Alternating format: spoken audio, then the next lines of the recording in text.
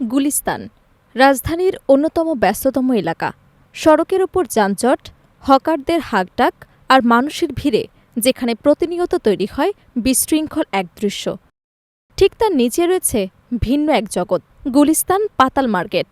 অনেকের কাছেই এটি পরিচিত সাশ্রয়ী কেনাকাটার নির্ভরযোগ্য ঠিকানা হিসেবে। মাটির নিচে বিস্তৃত এই আন্ডারগ্রাউন্ড মার্কেট জুড়ে সারি সারি ছোট দোকান, মোবাইল অ্যাক্সেসরিজ, নিত্যপ্রয়োজনীয় নানা পণ্যে ভরপুর প্রতিটি করিডর। সকাল থেকে রাত পর্যন্ত ক্রেতা বিক্রেতার ভিড়ে জমজমাট থাকে পুরো এলাকা। বিশেষ করে নিম্ন ও মধ্যবিত্ত শ্রেণীর মানুষের কাছে এটি এক ধরনের সাশ্রয়ের বাজার, যেখানে কম দামে প্রয়োজনীয় জিনিস খুঁজে পাওয়া যায়। এখানে আসলে একবারে নিচে লো কোয়ালিটি, যেটা লো কোয়ালিটি কাস্টমার গুলা বেশি আছে, যেখানে আসলে একটু কমে পাওয়া যাবো, কমের গুলা নিতে পারবো।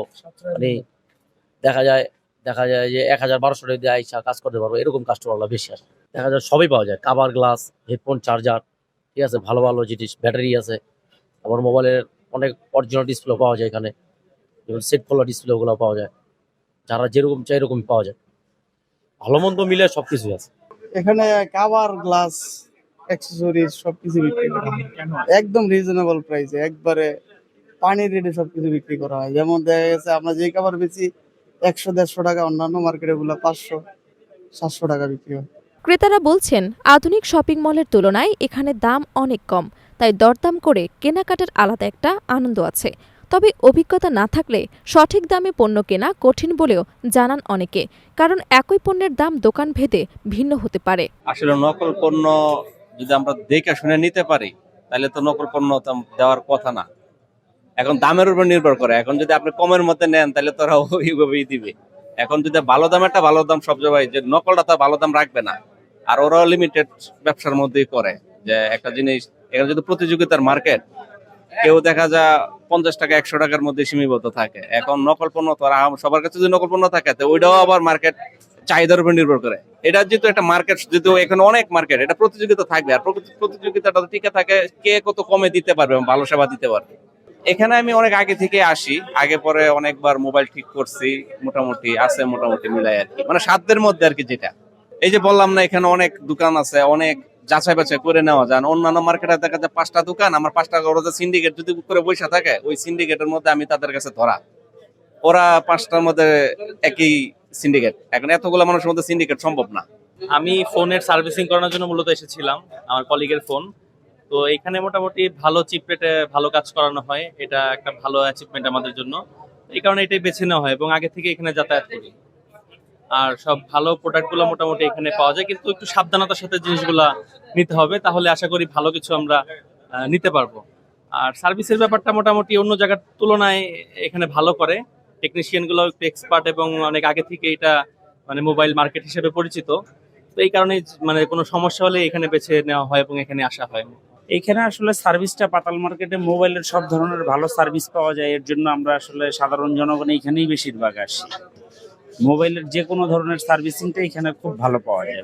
আসলে অন্যান্য জায়গায় তো সবকিছুর সার্ভিসের চার্জ বেশি, মালের দাম বেশি, এর জন্য এখানে সস্তা একটু চিপ রেটে পাওয়া যায়, যার জন্য আমরা এখানে আসি।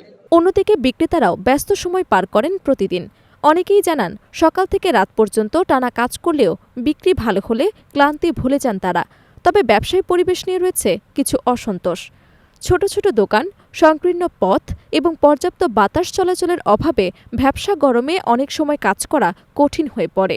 কাস্টমার অনেক আসে, ইনশাল্লাহ কাজের মানও ভালো, ইনশাল্লাহ। সবাই আর কি, যে কোনো একটা সল যদি আমার কাছে না হয়, আরেকজনের কাছে দিয়ে সল ওইটা কমপ্লিট করা যায়। অন্য জায়গায় তো ওইটা পারা যায় না। যেন মনে হয় অন্য জায়গায় দেখা যায় এক মিস্ত্রির কাজ একলা যা বুঝে তাই ইট মেটা নষ্ট করে। আর এদিকে আমার কাছে না হইলো আর যখন তথ্য লইতে পারি, যে এই কাজটা কি সমস্যাটা ৫ জন নতুন সাজেশন শুনলে ওই কাজটা আড্ডা হয়। অন্যান্য জায়গা থেকে এটা পপুলার, অর্থাৎ যে অন্যান্য জায়গাতে যে সেটগুলো ওকে হয় না, এগুলো আমাদের এখানে কমপ্লিট করা যায়, সবকিছু পাওয়া যায়, বিধায় এটা একটু পপুলার। এই জন্য মানুষের আনাগোনা একটু বেশি, কাস্টমারেরও চাহিদা একটু বেশি। আর অন্যান্য জায়গাতে ডিসপ্লে লাগাইতে দিলে একদিন পরে দেয়, আমাদের এখানে ইনস্ট্যান্ট দিয়ে দেয়, চোখের সামনে কাজ। কথা বুঝতে পারছেন? এই জন্য মানে এটা একটু পপুলার মার্কেট আর কি। এখন মার্কেট কমিটি অনেক স্ট্রং, কোনো প্রবলেম হইলে ওনাদের কাছে কমপ্লেন গেলে ওনারা সাথে সাথে এটা ঠিক করে ফেলে আর কি। আর আমাদের এখানে পাইকারি মাল পাওয়া যায়, এই কারণে দাম কম, মানে ডাইরেক্ট ইনপুট করে, তো এই কারণে মালের দামগুলো কম পাওয়া যায়। এখানে তো বিভিন্ন জায়গার তো প্রচুর লোক আসে, বিভিন্ন ডিস্ট্রিক্টের বিভিন্ন জেলার লোক আসে, সারা বাংলাদেশের লোকে আছে। এই তুলনায় এখানে কাজের সংখ্যাটা একটু বেশি, আর বেশি হওয়ার কারণে আমরা একটু কম মনে করেন সার্ভিস চার্জ রেখে কাজ করে দিতে পারি, কম টাকার ভিতরে হয়ে যায়। ব্যবসায়ীদের দাবি, বাজারের ভেন্টিলেশন ব্যবস্থা উন্নত করা হলে এবং নিরাপত্তা আরও জোরদার করা হলে ক্রেতাদের উপস্থিতি বাড়বে, এতে তাদের বিক্রিও বৃদ্ধি পাবে বলে আশা করছেন তারা।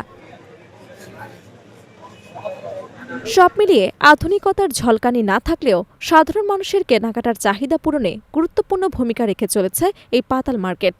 বছরের পর বছর ধরে টিকে থাকা এই আন্ডারগ্রাউন্ড বাজার এখন শুধু একটি কেনাকাটার স্থান নয়, বরং রাজধানীর সাধারণ মানুষের আস্থা ও নির্ভরতার প্রতীক হয়ে উঠেছে।